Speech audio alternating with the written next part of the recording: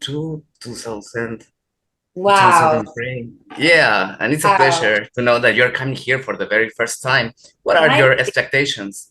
Yeah. Oh my gosh. Well, first of all, thank you so much for chatting today. And I'm so happy that you found our music. I'm Yeah. curious, do you remember how you heard Combat Baby the first time? Like, how Yeah, did I it? think I think on MTV when it was a music channel. Oh, really? Because Yeah. the video, like that weird animated video. Yeah, the animated video. That's Oh, right. And almost I think that it was here in there's a radio station here called Doble Nueve. Your music sounds until these days. So I remember Combat Baby from the 2002, I think. wow. Because we just did, this whole tour celebrating the 20-year anniversary of that first Great. album. Yeah, of that Wow. Old World Underground, which is our first album. And we had when we played in LA, we had the DJ who was the first person to play Combat Baby on the radio. We had him introduce us, but he had like a demo, like a CDR, which I Yeah. don't know if you remember those, but Wow. like a demo that he played on the radio on KCRW on Morning Becomes Eclectic, which was a really tastemaker. It still is, but it's different now. But very important show. And we were like, oh my God, our song's on the radio. So I'm Great. always, because we don't have like a big company behind us, we never have, there's no like big marketing machine. Yeah. It makes it so cool. And I'm always so curious, like how you found us. And someone at MTV must have been like, I'm going to sneak this in there, like there was no incentive for them to Yeah, do that. well, so we are celebrating and you're coming here for the very first time. What are Yeah. your expectations from Peru? I mean, well, first of all, I am have such a deep appreciation of the culture, particularly the food and the drinks.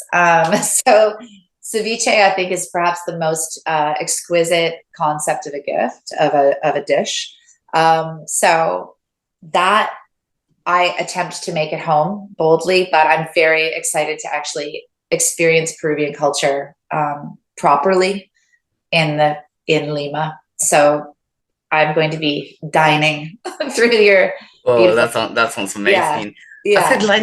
As headliners for the Indie Rock Fest, how do you feel about performing in Lima? I mean, just so fortunate. It's kind of what we're talking about because, we're a very unique band. The way we've done things, we're very stubborn and very independent. And it's not easy to, at the same time, try to be this global Yeah, phenomenon, I think. but in a different way than like these big mega stars, which are also super fun. That's cool too. But like a lot of times when you have a band like us, you end up being just like a regional thing, right? Like we do arenas in Canada, right? So we're big in Canada and big in the US, but because we're independent, we have to make like a real sacrifice and a real effort to be a global band and go to places even though it's kind of crazy. So that's what this is. And it's like just talking to you and the conversations I've had with people who've been waiting for us to come there. I just want everyone to know that it's hard as an indie band to get there. And we're so determined and so dedicated, mostly and only because the fans are there and you guys want us to come and we're like, damn it, we're gonna make it. Yeah, So we're excited to play all the songs from, we got to play all the hits from over these years. So yeah, you should send over your set list, your dream set list, and we'll see what we can do. yeah. Let's talk Yeah. about the metric history. What inspired the name?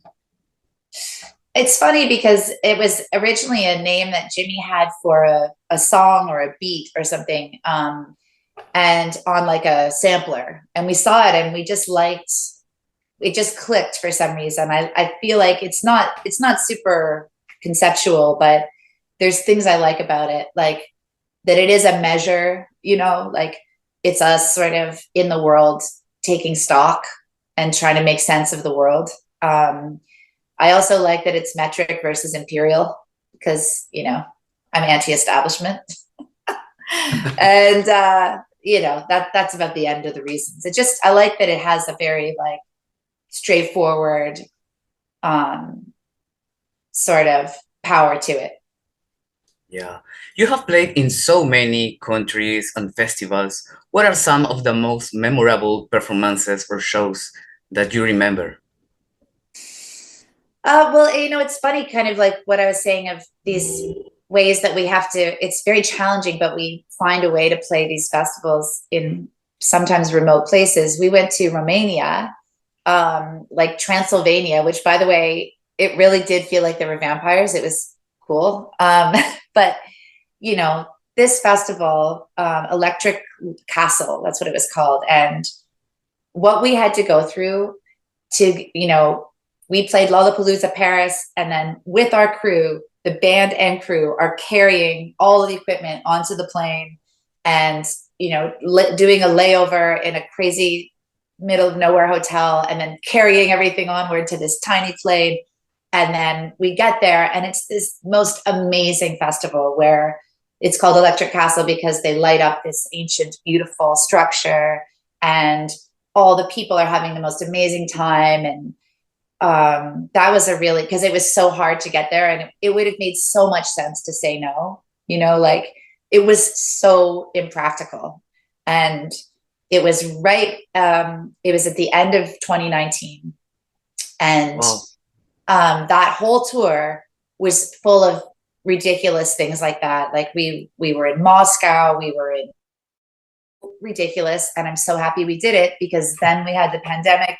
And as we know, we lost 2 years of dancing. So it's often, we've played Coachella 3 times. We've played those bigger name festivals, Lollapalooza in Chicago. But there's just something so special about these festivals that are, more independent and more just doing something also on the side that's not so the big guys. Wow, great stories. How do you stay creatively inspired and motivated as artists, and what keeps you passionate about making music after all these years? Well, I don't know. I really don't. I might be just crazy. It's all I want to do with my life. I was like this from when I was 5 years old and I went to the piano and that's the only place I've really wanted to be since. So I think it's the fact that I get to have conversations like this and meet people and travel keeps me very motivated and inspired, even when it's easy to get discouraged because it's impractical to be an artist. Yeah, I think so. But but then it's like, but what's the alternative? I haven't figured out an alternative. Emily, how do you navigate the challenges of balancing your personal life with the demands of busy touring and recorder schedule? Poorly. Badly. Yeah, I don't know. I try to keep everyone's expectations low in my personal life. That's my answer. Well, well, it's okay. What advice would you give to aspiring musicians looking to make their mark in the indie rock scene? Yeah, I mean, I would say like, don't be discouraged or confused because not everyone has the same reason for doing what you're doing. Ask yourself the reason, and then don't compare yourself to people who are doing it for a different reason. Great. Well, can you leave a message for your Peruvian followers? Of course. I'm sort of, I struggle to find the words because hearing from everyone how much they want us to come to play in Lima is the only reason we can do it. And we are just so excited crafting the set list to make sure that all the songs you want to hear from the 20-year history of this band, we only have so much time, but we'll try to play all your favorite songs. And we're so excited to have a big party and have so much fun in Lima. Great, that's the idea. And this is the last question. What was the last concert that you attended as a fan of the band that was going to play? Um, I think it was Sam Roberts. They're our friends in Canada who I love so much. Sam Roberts. Great. They have a new album out too. Well, Emily, thanks for your time and see you here in Lima at the We'll Indie Rock Fest. see you soon. Thank you so much. Great. Bye.